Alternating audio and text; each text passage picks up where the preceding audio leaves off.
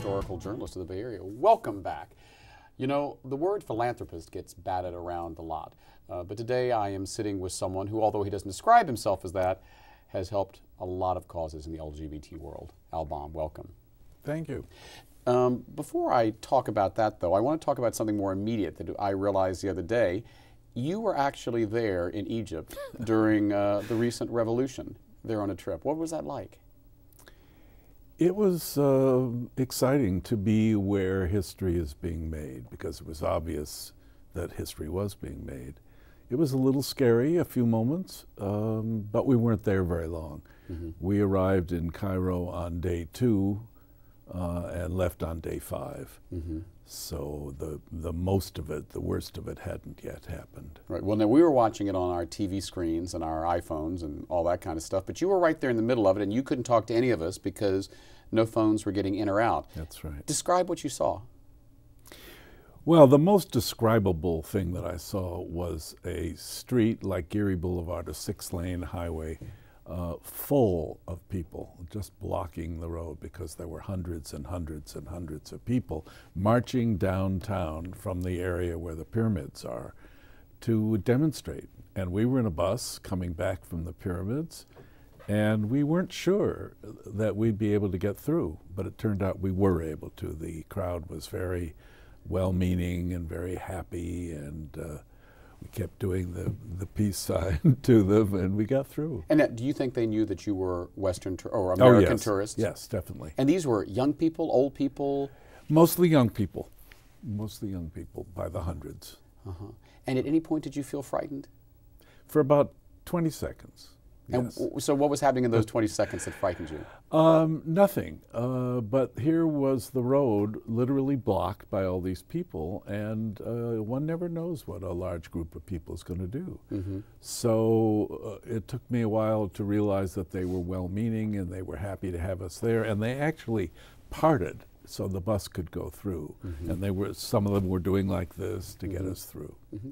Now, I've known you for over 20 years, and I know that you have traveled a lot around the world. You go to Israel annually. What is it like for someone who has seen the Middle East go through just tremors, earthquakes of change in the last 20, 30 years, to suddenly see what once was Israel's most famous enemy go through this seismic change? It's totally amazing. It's the things that are equivalent are the fall of the Berlin Wall or the end of the Soviet Union.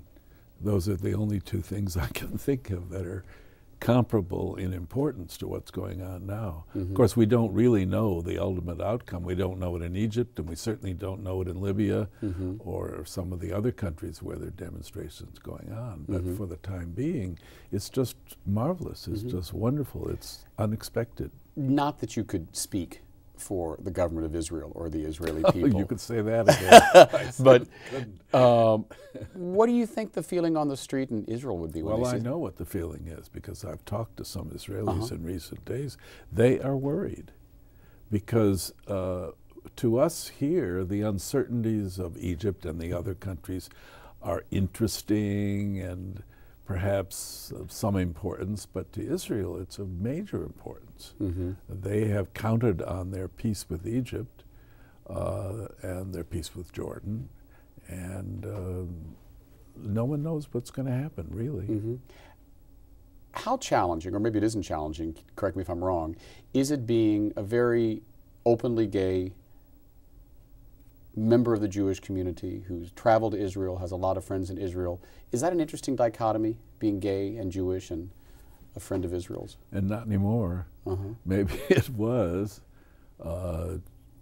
My first trip to Israel was 1979, and actually I then connected with the fledgling gay organization in Israel, which still exists, made some gay friends in Israel. What's it called? The Aguda, which simply means organization, but that's what they call it.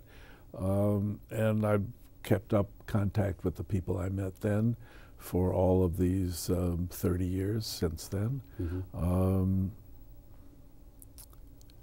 It's a mixed bag. I mean, Israel is ahead of the United States on many things having to do with gay people. Like being able to serve openly in the Israeli army. Yes, that's been true there for maybe 7, 8, 10 years. It's just now about to be true here. But they're behind us in some other ways. There's a large segment of the Israeli population that is very orthodox, and they don't like gay people. They don't respect them. They don't like them. Does that mean on the street or also in the Knesset? It means particularly on the street, but the Knesset is made up of everybody, and there are many members of the Knesset who are super orthodox and don't have any use for gays. This comes out in marriage questions, as you know. Probably Israel has only religious marriage. You have to marry within your faith, and you have to marry in your with your religious ministers only. There is no such thing as getting married at City Hall the way we do here. So educate a poor unfortunate goy like me.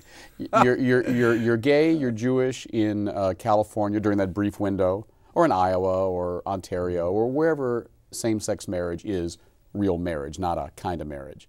And you're Jewish, and you want that marriage to be recognized in Israel. It's not going to happen. No, that isn't quite correct. People who were married, for instance, in Canada, where the national government does recognize marriage of anybody, they can now go back to Israel and be treated as a married person. But the United States has such strange, I literally don't know the answer. I would be surprised if an Iowa marriage or a Vermont marriage were recognized in Israel, but it may be. I don't know. Let me ask a question that I've often wanted to ask you and never seemed to quite get out. Because of your experience in Israel and being there so often and your long history with the gay community all over, do you think now that a way to maybe build bridges between Palestine and Israel are the gay communities in both? Because there was a time when you never heard about gay Palestinians, and now you see them on the streets of San Francisco, certainly.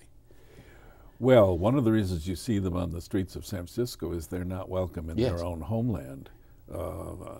Palestine does not recognize gay people, and you stand a chance of being killed if you come out in Palestine. The Israeli government makes a lot of that in trying to convince gay people here that Israel is a good place, even though they are not always as kind to the Palestinians as those people wish they were. So you think that sometimes the Israeli government uses its pro-gay stance as a way to get friends in the United States? Yes.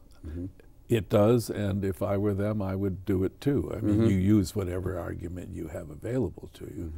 But, and what they say is true, that gay people are safe as such in the state of Israel, including Palestinians who many times flee there and seek asylum because they're afraid of being killed in their own territory. You have seen San Francisco go through incredible changes in your time here. When did you first come to San Francisco? January 14th, 1958. You remember it well. I do remember the date. Tell me. I drove my newly acquired Ford across the country on Route 66. I got caught in some winter storms, but I made it, and I remember very well. And from originally, where are you from? Chicago. Chicago. And what did you think of San Francisco that first day? Well, it wasn't my first time here. Yeah. I had relatives here, and I'd visited several times. I was very happy to be here. I had come out of the Army. I had been in Berlin 4 weeks earlier, and I was very glad to land in what I hoped would be my new home. I wasn't sure because I'd never lived here before, but I thought pretty good chance. And what was the time frame of your coming out vis-a-vis that date? You'd come out before? Oh, it took me a very long time. I actually came out more or less formally in 1975. So it was from 1958 to 1975. That's a long time. Struggling, or you knew and just didn't want to say it? I didn't know. Struggling for a long time. And then finally in the early 70s, not struggling anymore, with myself or with my close friends, but it went progressively, and then finally I came out in the Chronicle. Yes. And tell us what that experience was like. I don't remember if I've told you before, but I'm happy to tell the story. Something was formed called Lavender U, and it was formed by 10 men. I was not one of the 10, but I was friendly with 2 out of the 10. And so they were struggling. They were trying to attract attention and customers, and they were having a tough time of it. So I said to them, would you like a story in the Chronicle about Lavender U? Because I knew the education editor at the time. They said, oh boy, would we. So we made a date to be interviewed by the education editor, and I was to meet them and send them upstairs and leave. But that's not the way it turned out. One of the 2 men didn't show up, so I took the other man upstairs to meet my friend, and he said, why don't you stay? And I said, well, all right, but I don't want to be quoted, so I stayed. And of course, You were quoted. I was quoted. Not only was I quoted, but I was photographed, and my photograph was printed in a story about Lavender U, and that everybody I knew read it, of course, and talked about it. Was that okay? Did you feel like that was a beneficent outing? Yes. When he asked me if I would go and allow him to quote me, I felt like they say drowning people feel, your whole life passes in front of you. I felt like that, and then I said to myself, you've told other people that they have to come out. You can't tell other people if you're not willing to do it yourself. Right. So I let it be. Since that time, obviously, you've been very out, and you have been, without exaggeration, one of the major forces in a number of gay charities in the Bay Area. In our last few moments, talk about how you've seen gay philanthropy change. We talked a little about this once. How do you teach philanthropy? How do you teach the next generation of people, you need to support these organizations like you have for so many years? It's not only generational, David. There are people who give and there are people who don't give in every generation. And yes, I've spent a lot of time trying to figure out a very good answer to your question. I don't have a waving of the wand kind of answer. You have to keep pushing, you have to keep publicizing, you have to get people to ask their friends, you have to give events that attract people and then present some sort of a message skillfully. It is very difficult, and I think it's only 1% of the LGBTs in the Bay Area give to gay causes. It's somewhere between 1% and 3%, and that is ridiculous. Ridiculously low. We've been speaking with Al Baum, who clearly we will have back to talk about being one of that very important 1%. I'm David Perry, and this is 10%. We'll see you next week. Thanks so much.